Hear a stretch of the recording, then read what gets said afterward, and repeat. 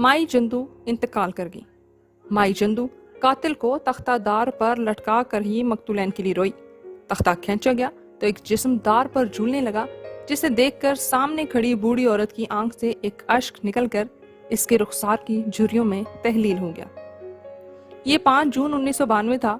टंडू बहावल सिंध के गांव में एक हाजिर सर्विस मेजर अरशद जमील ने पाक फौज के दस्ते के साथ छापा मारकर 9 किसानों को गाड़ियों में बिठाया और जामशोरू के नजदीक दरियाई सिंध के किनारे ले जाकर गोलियां मारकर कत्ल कर दिया।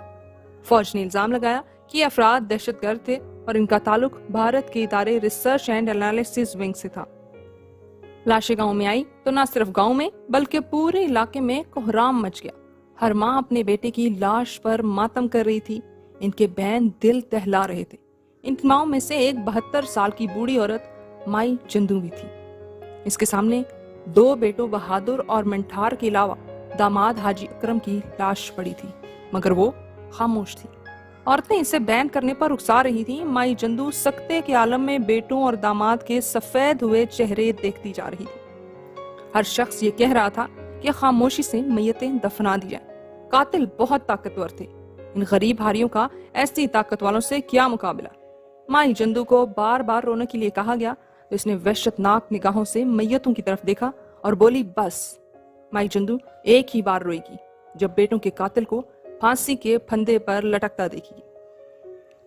सब जानते थे ऐसा मुमकिन नहीं था, मगर आखिर लोग खामोश हो गए। माई जंदू की बेटियां कुरला रही थी, मगर माई जंदू साकित बैठी कत्ल होने वालों को तकते जा रही थी। जनाजे उठे तो माई जंदू ने सर की चादर कमर से बांधी, सीधी खड़ी हुई और लहू होते जिगर के साथ बेटों को अलविदा किया। मसला ये था कि ये टंडू बहावल अंदरूने सिंध का एक दूर दराज गांव था और तब दरियाई सिंध के इस किनारे पर कत्ल होने वालों की वीडियो बनाने के लिए मोबाइल कैमरा भी नहीं आया। मुल्क और सिंध भर में खबर चली कि दुश्मन के एजेंट मारकर मुल्क को बड़े नुकसान से बचा लिया गया। जिसने पढ़ा सुना इस पर शुक्र अदा किया। जब सारा मुल्क शुक्र अदा कर रहा था तब माई जंदू ने एहतजाजी चीख मारी। इस चीख ने प्रिंट मीडिया की समातें चीर के रख दी। माई जंदू बूढ़ी थी, जिस्मानी लिहाज से कमजोर, मगर वो 3 मकतूलों की माँ थी। इसने ताकत के मराकज से जंग का फैसला किया और अपनी 2 बेटियों को साथ लेकर कातिलों के खिलाफ ऐलान जंग कर दी। सोशल मीडिया की गैर मौजूदगी में ये जंग आसान न थी, मगर नकारे बज चुके थे, कश्तियां जल चुकी थी और वापसी मुहाल थी।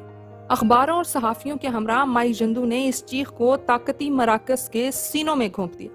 पहली झड़प खत्म हुई और गर्द छटी तो मालूम हुआ कि कत्ल होने वाले दहशतगर्द न थे, बल्कि मेजर अरशद जमील का इनके साथ ज़रई ज़मीन का झगड़ा था, जिसकी सजा में इन्हें कत्ल होना पड़ा।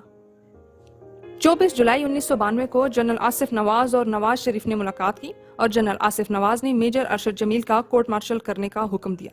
29 अक्टूबर को फील्ड जनरल कोर्ट मार्शल ने मेजर अरशद जमील को सजाए मौत और 13 फौजी एहलकारों को उम्र कैद की सजा सुनाई। मेजर ने पाक फौज के सिपह सालार को रहम की अपील की, जो कि 14 सितंबर 1993 को मुस्तरद हुई। इसके बाद रहम की अपील सदर फारूक लगारी से की गई, जो 31 जुलाई 1995 को मुस्तरद तो की गई, लेकिन सजा पर अमल दरामद रोक दिया गया। इसके बाद मेजर अरशद जमील के भाई की अपील पर सुप्रीम कोर्ट के जज सईद-उज़-ज़मान सिद्दीकी ने हुक्म इम्तिना जारी किया और सजा रोक दी। सजाए मौत पर अमल न होने पर 11 सितंबर 1996 को माई जंदू फिर मैदान में निकली। इसकी 2 बेटियों ने हैदराबाद प्रेस क्लब के सामने जिस्मों पर तेल छिड़क कर खुद को आग लगा दी। इनको नाजुक हालत में अस्पताल ले जाया गया, मगर वो बच ना सकी। पूरे मुल्क में एक बार फिर कोहराम मच गया। बिलाखिर 28 अक्टूबर 1996 को ताकत की दीवारें माई जंदू के मुसलसल धक्कों के सामने ढेर हो गई। ये हैदराबाद सेंट्रल जेल थी जब माई जंदू को फांसी घाट पर लाया गया। सामने तख्तादार पर इसके गांव के 9 बेटों का कातिल मेजर अरशद जमील खड़ा था। दार का तख्ता खींचा गया तो कातिल मेजर अरशद जमील का जिस्म दार पर झूल गया। एन इसी वक्त सामने खड़ी माई जंदू की बूढ़ी मगर जोरावर आंखों से एक अश्क निकला और इसके रुखसार की झुर्रियों में तहलील हो गया। माई जंदू, तुम्हें दुनिया के तमाम कमजोर और मजलूम सलाम कहते हैं।